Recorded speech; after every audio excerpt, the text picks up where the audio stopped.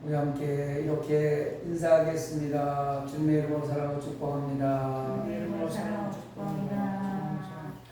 저도 여러분들 주님의 이름으로 사랑하고 축복합니다. 한번 따라합니다. 우리가 알거니와 하나님을 사랑하는 자, 곧 그의 뜻대로 부르심을 입은 자들에게는 모든 것이 합력하여 선을 이루느니라. 할렐루야. 합력하여 선을 이루는 한 주간의 삶을 살고 돌아오신 줄 믿습니다. 다음 한 주간에도 여러분이 가는 곳에 합력하여 선을 이루는 모든 일들이 일어나길 간절히 소망합니다. 종수라는 가난한 학생이 있었습니다. 제가 이 종수라는 학생의 1대1을 한번 인터넷 쭉 찾아봤는데 공부를 140명 중에서 135등 정도 하던 친구였습니다. 그런데 이 학생이 어머니의 기도를 말미암아 교회를 나가게 되고 새벽 기도를 시작하면서 5등으로 올라가게 되고 전국 전체 학교에서 수석을 하면서 서울대학교 의과대학을 입학하였습니다.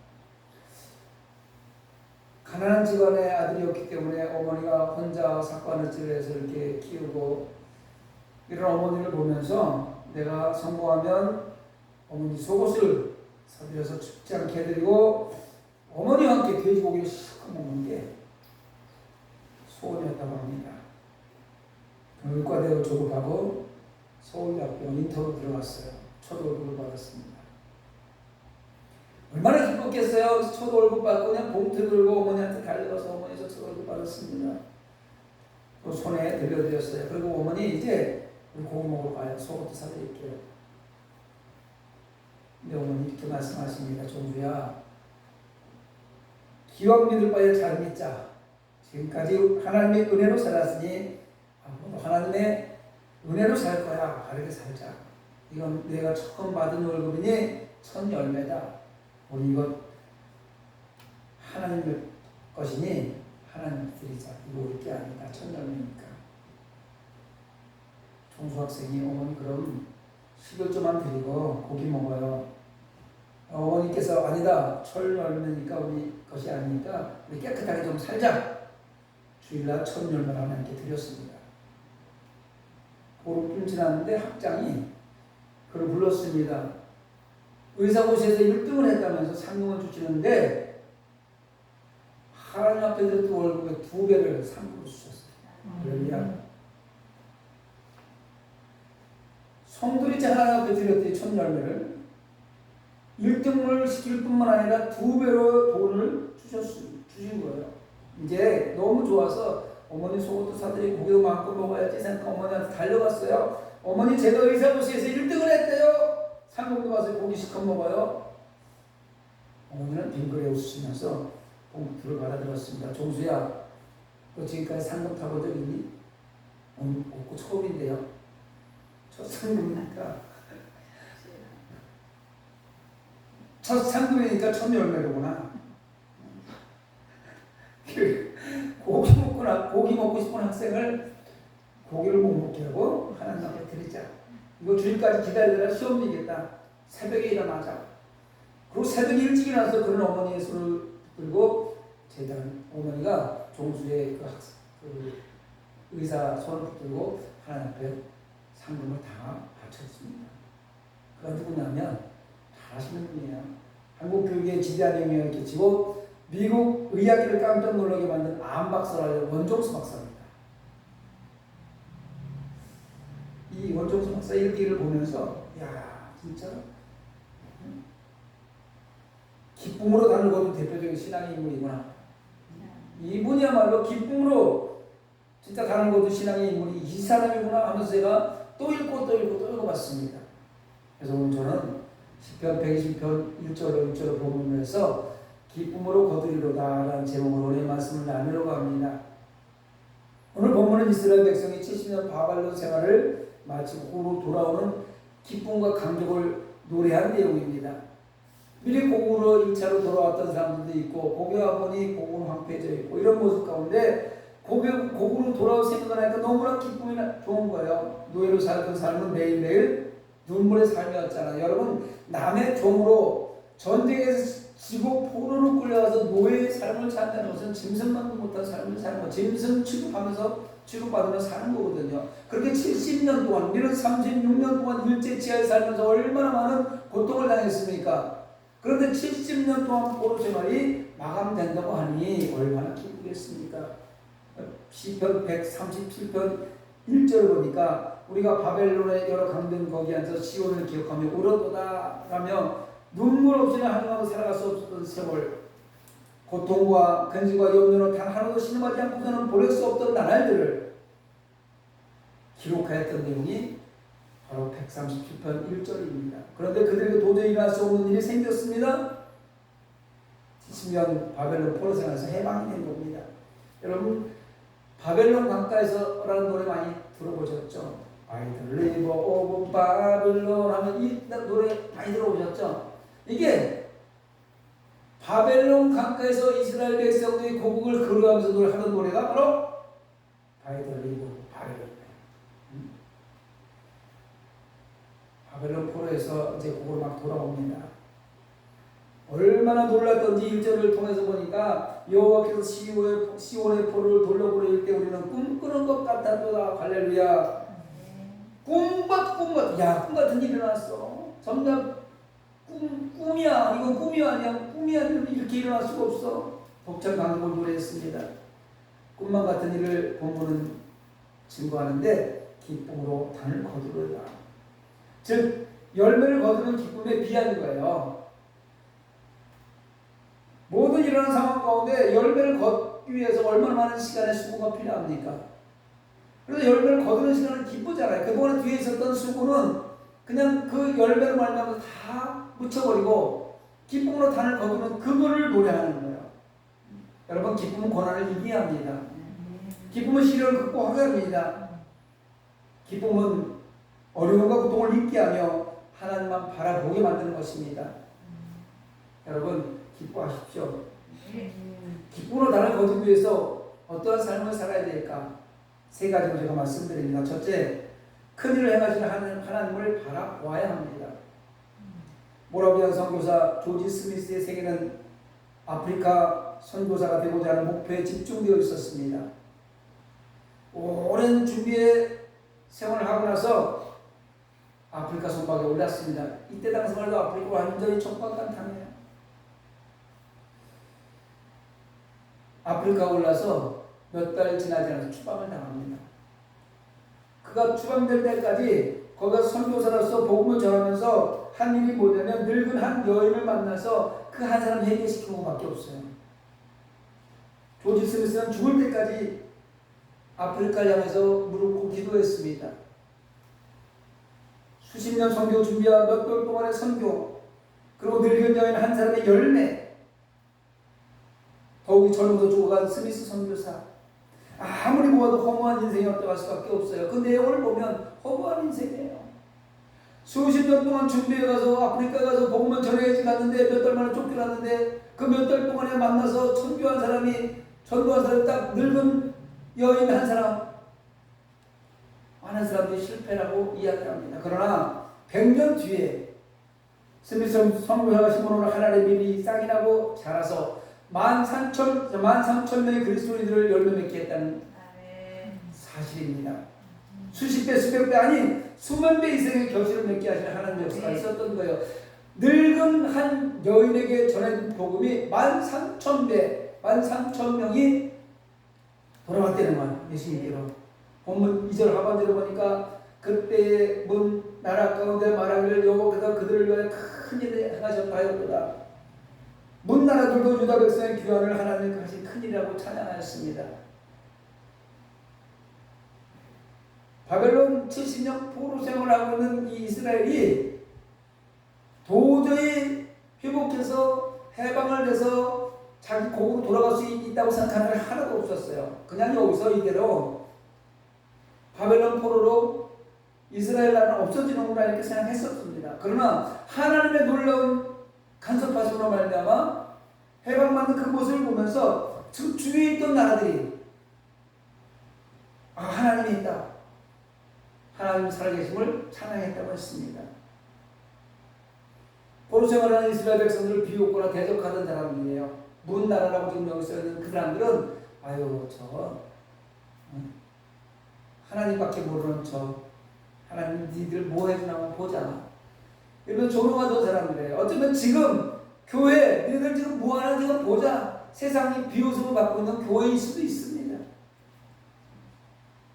하나님이 어딨냐? 하나님 계신 분들이 70년 동안 이렇게 종노릇하고 포로 생활하겠냐? 비난하던 사람들입니다. 그래도 당당하게 예루살렘으로 돌아오는 하나님의 백성을 보고서 야, 하나님이 살아계시구나. 하나님이 큰일을 행하셨다. 인정할 수가 않을 수가 없었다는 거예요. 그리고 3절에 보니까 여호와께서 우리를 위하여 큰일을 행하시니 우리는 기쁘도다. 시인은 엄청난 자유와 해방을 주신 것을 하나님 아버지의 큰일을 즉 크신 역사였음을 고백하는 내용입니다. 우리에게 이런 믿음이 필요합니다.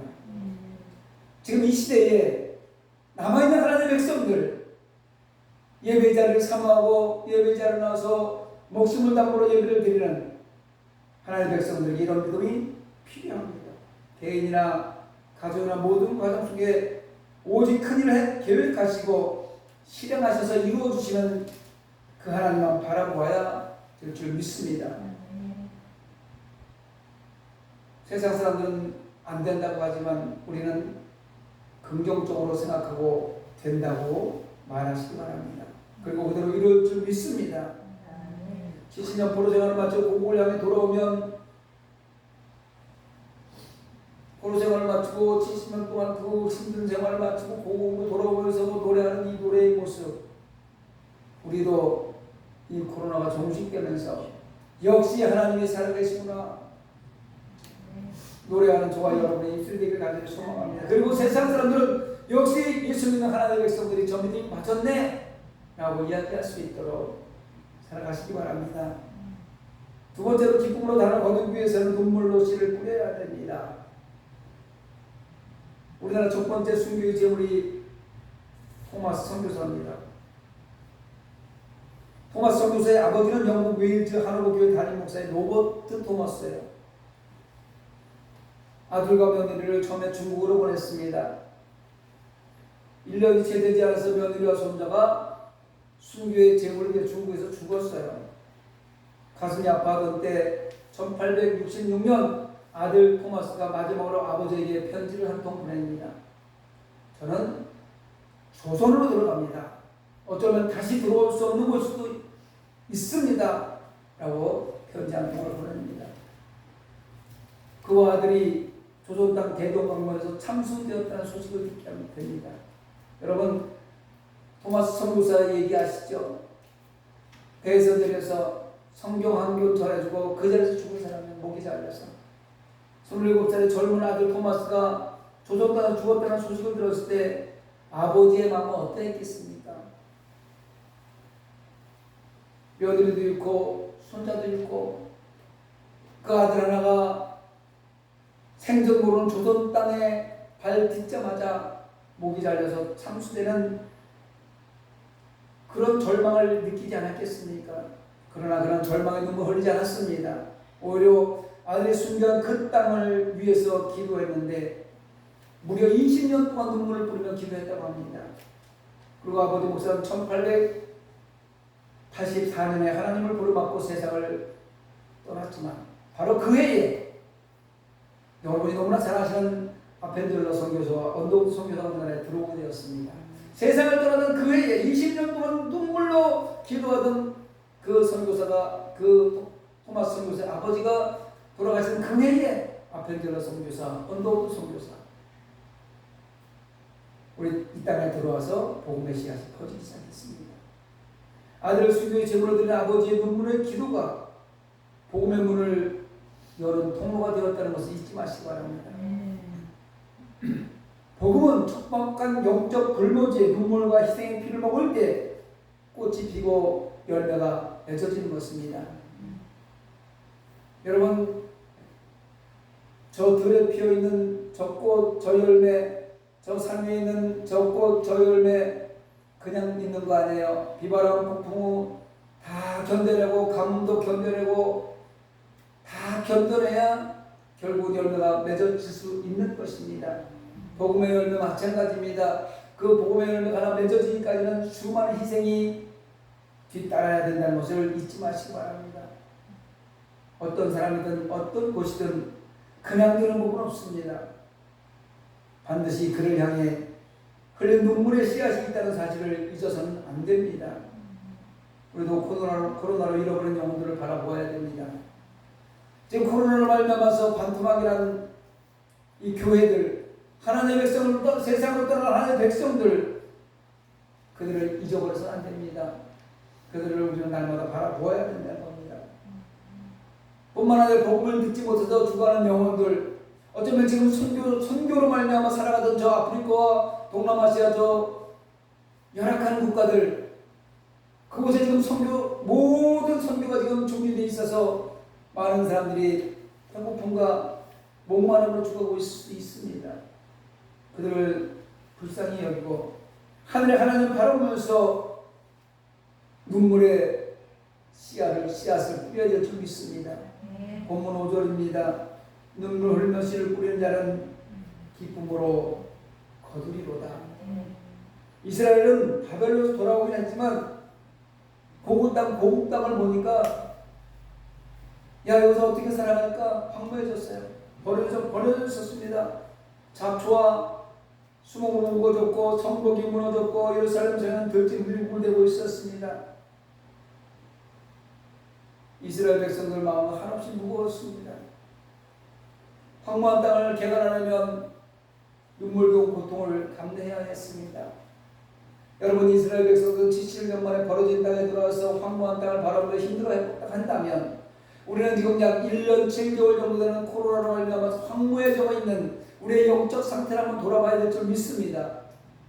어쩌면 하나님을 믿던 예배자를 나와 함께 예배드렸던 그 하나님의 백성들이 황무해져서 그 생각과 마음속에서 들짐승의 우글거리고 교회, 예배 다 소용없어 라고 이야기할 수 있습니다.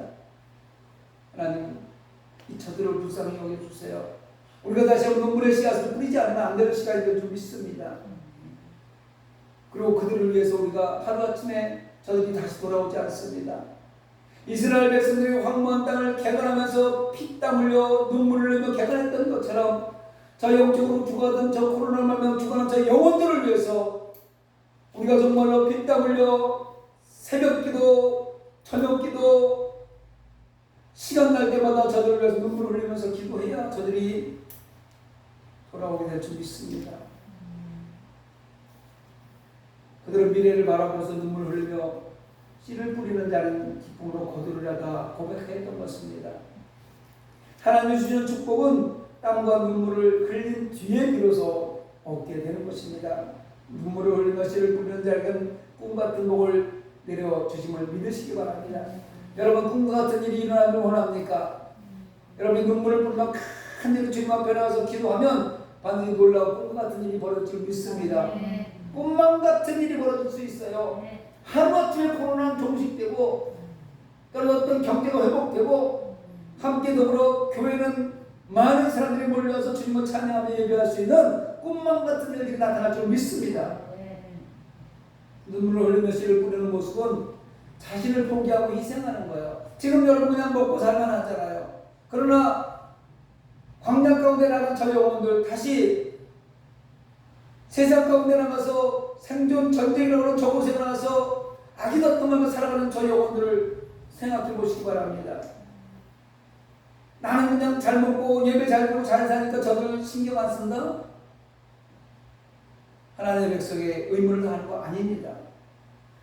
하나님의 백성으로서 내 편을 포기하고 저들을 위해서 내가 무엇을 하고 희생하는 정신이 필요하다는 것입니다. 희생은 결코 쉬운 일이 아닙니다. 힘드는 일입니다. 평탄한 일이 아니라 괴로운 일입니다. 희생하라고 하면 얼마나 마음이 무겁습니까? 내가 왜 나 하나 내 식구 내 교회 챙기기 힘든데 왜 내가 다른 교회를 위해서 내가 왜 다른 식구들을 위해서 희생해야 돼? 하면서 희생하지 않으려고 하는 사람이 얼마나 많습니까? 희생은 괴롭지만 감당해야 될 저와 여러분의 의무인 것입니다. 꿈꾸는 것 같이 놀라운 복은 우연히 얻어지는 것이 아닙니다. 눈물을 흘린 만큼 희생과 수고로 얻어지는 것입니다. 그 약속의 말씀을 붙잡고 눈물을 흘리며 씨를 뿌릴 때 상상할 수 없는 은혜, 꿈꾸는 것 같은 하나님의 축복이 우리 모두에게 임하시기를 간절히 소망합니다. 셋째로, 기쁨을 거두기 위해서는 심어야 합니다. 가난한 의대생의 얘기를 또 한번 합니다. 배가 고파서 쓰던 책을 좀 팔아서 뭘 사 먹으려고 나갔는데 팔리질 않았습니다. 다 안 산다는 거예요. 버리고 올 수도 없고 해서 다시 무거운 그 책을 들고 집으로 오는데 너무 다리도 아프고 배가 고파서 견딜 수 없어 어느 작은 허름한 집에 들어갔어요. 밥 좀 한 술 있으면 주세요. 근데 그곳에는 어머니와 딸이 살고 있었는데 엄마는 밖으로 일하러 나가고 손이 혼자 남아있어요. 그런 밥이 없어요. 우리도 밥이 없어요. 하면서 우유 한 병을 주더라는 거예요. 밥 없다고 하는 그 소리를 들으면서 우유를 받아 먹기가 좀 멋쩍긴 했지만 너무 배가 고파서 그 우유를 받아 마셨습니다. 그리고 너무 고마워서 그 어머니하고 딸의 이름을 적어가지고 돌아왔습니다. 몇 년의 의대를 졸업했습니다. 대학병원에 근무하게 되었습니다. 바쁜 가운데 지난 일들, 배고팠던 그 시간들을 다 잊어버리고 바쁘게 생활하고 있었던 어느 날 중환자실에서 그 딸을 만나게 됩니다. 가만히 보니까 자기에게 우유 한 병을 줬던 그 소녀가 맞았습니다. 메모에 등록을 찾아보니까 정확하게 그 소녀였습니다. 치료 후에 퇴원날이 다가왔습니다. 중환자실에 있었으니 얼마나 많은 치료가 나왔겠습니까? 거액의 수술비와 치료비가 나온 모녀는 고민하고 있었습니다. 그리고 어떻게 할까 고민하고 있는데 청구서가 딱 나왔는데 X가 적혀 있지 않고 이런 글이 적혀 있습니다. 사랑의 우유 한 병이 어머니 치료 대신입니다. 할렐루야.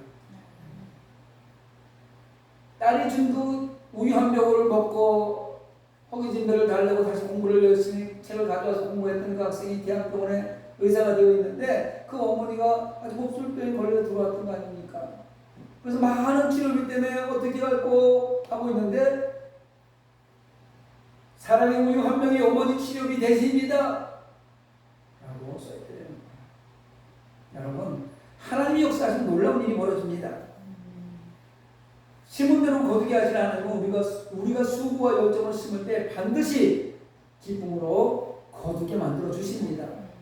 우리가 지금 오늘 이 시간에 예배를 폐하려고 하는 이 시간에 시간마다 관공서에 나와서 예배를 간섭하는 이 시간에 또 많은 사람들이 지금 이 간섭으로 말미암아 나오지 못하는 이 시간에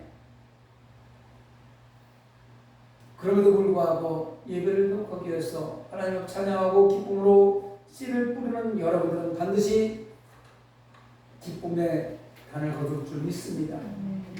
본문 6절입니다. 울며 씨를 뿌리러 나가는 자는 반드시 기쁨으로 그 단을 가지고 돌아오리로다.